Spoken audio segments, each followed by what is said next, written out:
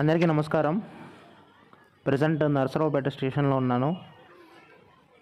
June 30, 2024 అనగా ఈరోజు గుంటూరు నుండి సికింద్రాబాద్ వెళ్ళే ట్రైను ఈరోజు నుండి గుంటూరు నుండి ఔరంగాబాద్ వరకు వెళ్తుంది. సో ట్రైన్ ఎక్స్టెన్షన్ అయితే కాదు, హైదరాబాద్ నుండి ఔరంగాబాద్ ఒక ట్రైన్ ఉంటుంది. అలాగే గుంటూరు సికింద్రాబాద్ ట్రైన్, ఈ రెండింటిని మెర్జ్ చేయడం జరిగింది. సో దానివలన ఈ ట్రైన్ గుంటూరు నుండి ఔరంగాబాద్ అయితే ట్రావెల్ చేస్తుంది. కాంపోజిషన్లోకి వచ్చేసరికి దీనికి 5 జనరల్ కోచ్లు, 9 స్లీపర్ కోచెస్, ఒక థర్డ్ ఏసీ, 2 ఎస్ఎల్ఆర్లు, మొత్తం 17 కోచెస్ అయితే ఉన్నాయి ట్రైన్కి. ఇదివరకు మీకు గుంటూరు సికింద్రాబాద్ ట్రైన్ మొత్తం జనరల్ కోచెస్ లాగే ఉండేవి. స్లీపర్ కోచ్ కూడా జనరల్ కోచ్గా ఉండేది. కానీ ఇప్పటి నుంచి అలా కాదు, కేవలం 5 జనరల్ కోచ్లు మాత్రమే. అండ్ రిజర్వేషన్లోకి ఎక్కే ముందు చూసుకొని ఎక్కండి, ఎందుకంటే ఇప్పటి నుంచి మీకు ఆన్ బోర్డ్ టీటీ అయితే ఉంటారు.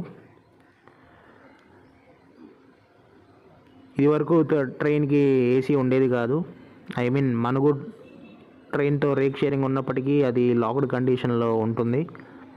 ఈ రోజు నుంచి థర్డ్ ఏసీ కూడా అవైలబుల్లో ఉంటుంది ఈ ట్రైన్కి.